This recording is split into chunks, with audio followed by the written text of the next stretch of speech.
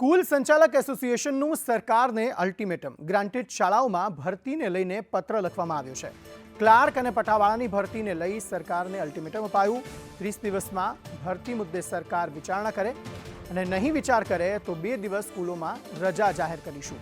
2 દિવસ સ્કૂલોમાં રજા જાહેર કરીને વિરોધ કરીશું। વર્ષ 2009થી ક્લાર્ક અને પટાવાળાની ભરતી થઈ નથી। રાજ્યમાં 70% શાળામાં ક્લાર્ક અને પટાવાળાની જગ્યા ખાલી છે। ક્લાર્ક પટાવાળા ન હોવાથી પ્રિન્સિપલે કામ કરવું પડે છે। 2009થી ગુજરાતની ગ્રાન્ટેડ શાળાઓમાં ક્લાર્ક અને પટાવાળાની ભરતીમાં લાલિયાવાડી ચાલે છે।